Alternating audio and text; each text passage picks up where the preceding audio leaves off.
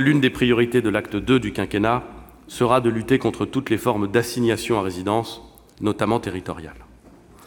Et c'est le point que je développerai aujourd'hui devant vous, car je ne l'ai pas abordé hier devant l'Assemblée nationale. Je voulais en quelque sorte réserver, puisque vous êtes l'émanation des territoires, des villages et des villes de France. Les 96 heures pendant lesquelles le Président de la République a échangé avec des maires de France, de Grand-Bourteroul dans l'Eure, à Cozzano, en Corse, marqueront l'histoire de ce quinquennat.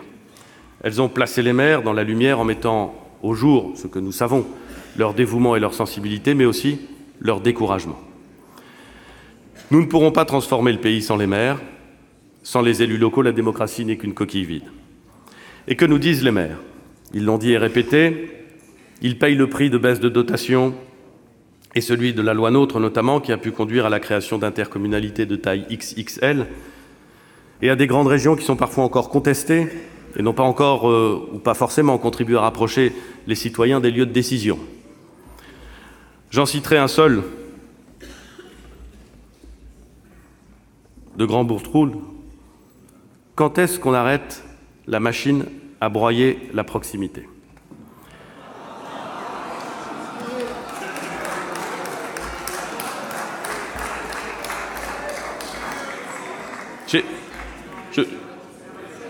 J'ai peut-être, mes chers collègues, oublié de citer la date à laquelle ont été adoptés les dispositifs législatifs que je viens de mentionner. Je crois que chacun s'en souvient parfaitement. Cette exigence de proximité, c'est une rupture dans les politiques publiques menées depuis longtemps. Et elle engage autant les collectivités territoriales que l'État. S'agissant des collectivités territoriales, nous avons 3 défis. D'abord, conforter les maires, au moment où la crise de l'engagement est aiguë. Pour la première fois, de nombreuses listes aux prochaines élections municipales seront peut-être incomplètes et parfois, qui sait, nous manquerons de candidats. Cette crise de l'engagement, nous devons y répondre. Plus qu'un statut, les maires veulent d'abord un cadre clair d'exercice de leur mandat et plus de liberté locale pour mieux mener leurs projets. Ce cadre, il doit être dans la loi pour ne pas dépendre des situations locales. Il doit garantir une véritable formation, une protection juridique, un accompagnement professionnel et familial.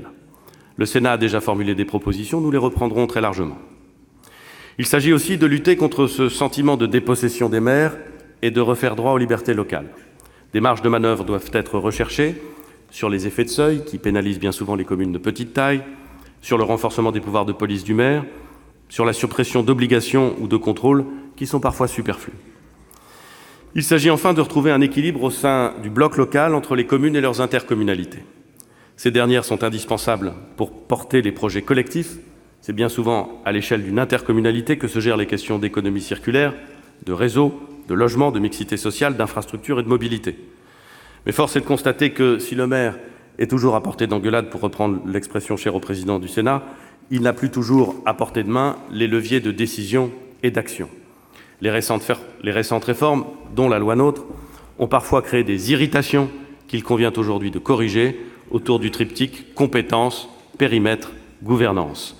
J'ai demandé à Sébastien Lecornu de travailler avec le Sénat, avec l'ensemble des présidents des groupes du Sénat et avec les associations d'élus pour déposer avant la fin du mois de juillet un projet de loi engagement et proximité. Conformément à l'article 39 de la Constitution, votre Haute Assemblée en sera saisie en premier dès la rentrée. Le deuxième défi, c'est de préparer un nouvel acte de décentralisation. Le Président de la République, en conclusion du grand débat, nous a invités à la fois à achever les transferts de compétences déjà entamés, en supprimant les doublons, et à examiner de nouveaux transferts dans les domaines du logement, des transports, de la transition écologique. J'ai chargé Jacqueline Gourault de préparer cette importante réforme. Dans un premier temps, d'ici juillet, la ministre recevra l'ensemble des associations, d'abord séparément, puis toutes ensemble en associant les parlementaires.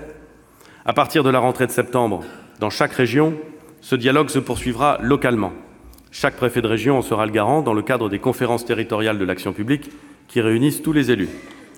L'État fixera un cadre, mais dans chaque région, nous ouvrirons la voie à la différenciation pour définir avec chaque territoire une réponse adaptée, sur mesure, dans le cadre d'un droit clair, mais adaptable. C'est la voie que nous avons choisie avec la Bretagne ou avec les 2 départements du Bas-Rhin et du Haut-Rhin qui formeront bientôt la collectivité européenne d'Alsace. C'est la voie que nous avons choisie pour la compétence RSA avec la Guyane et Mayotte ou encore la Réunion.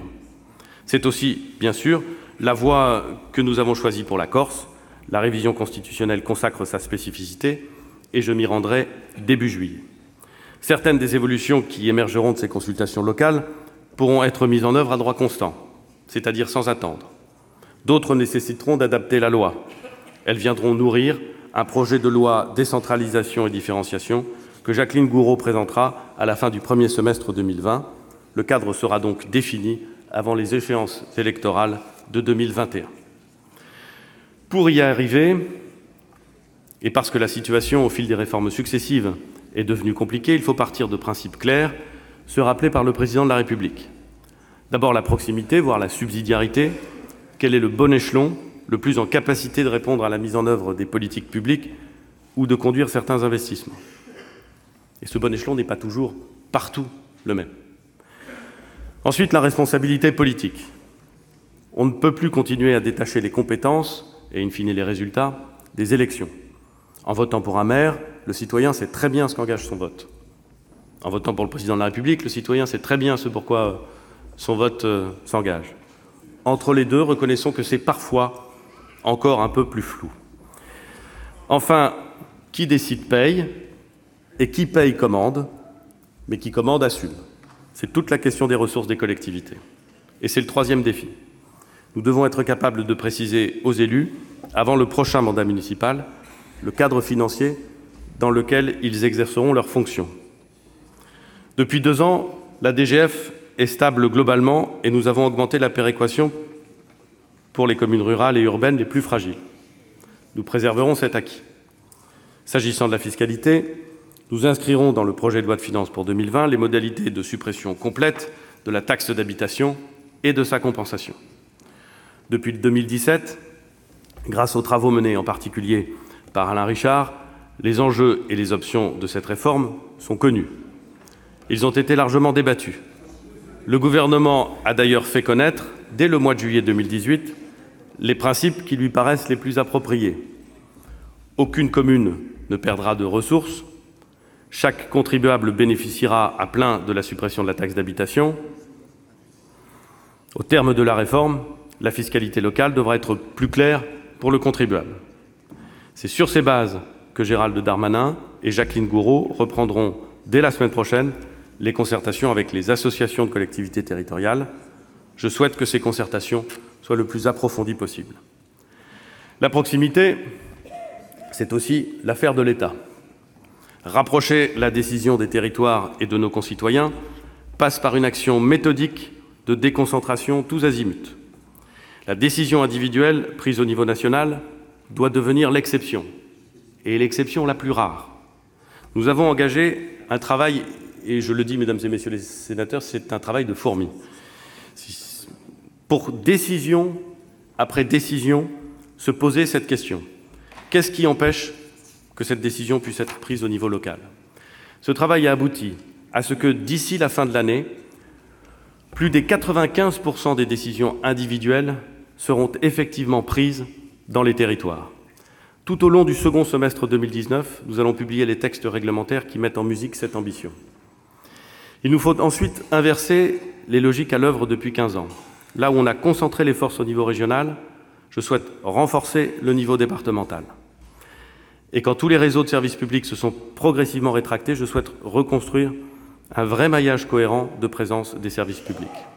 J'ai signé hier l'instruction qui engage la réorganisation des services territoriaux de l'État pour supprimer les doublons, clarifier les responsabilités, mettre en cohérence nos priorités avec nos organisations. Et comme je l'évoquais à l'instant, pour mettre les préfets de département en capacité d'agir au plus près des territoires, construire avec les conseils départementaux le service public de l'insertion, déployer le service national universel, accompagner les petites collectivités dans leurs projets d'ingénierie. Nous aurons aussi pour cela de nouveaux outils. Je pense à la Banque des territoires qui a déjà commencé à déployer ses financements. Je pense à l'ANCT qui va progressivement jouer un rôle majeur dans la cohésion des territoires. Cette instruction, elle fixe également le cadre pour superviser la réorganisation des implantations de services publics.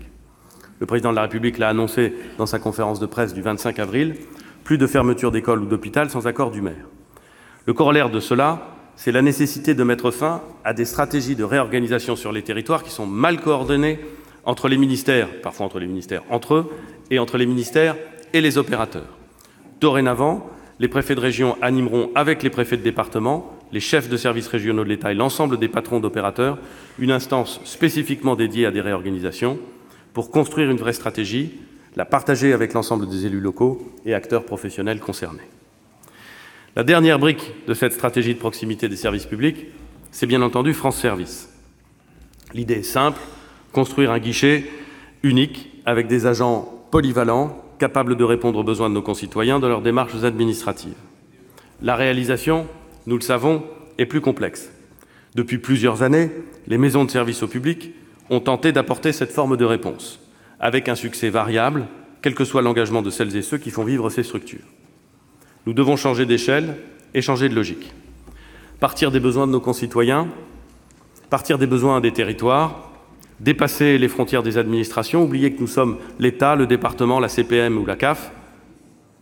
Cela veut dire des choses simples, des horaires d'ouverture élargis, des agents polyvalents, formés, capables d'offrir immédiatement des réponses ou d'accompagner vers la bonne porte d'entrée. Dès le 1er janvier 2020, je souhaite que 300 maisons France Service soient pleinement opérationnelles et le Président de la République, comme le gouvernement, se sont engagés à ce que, d'ici la fin du quinquennat, nous puissions disposer au moins d'une de ces maisons à haut niveau de service par canton.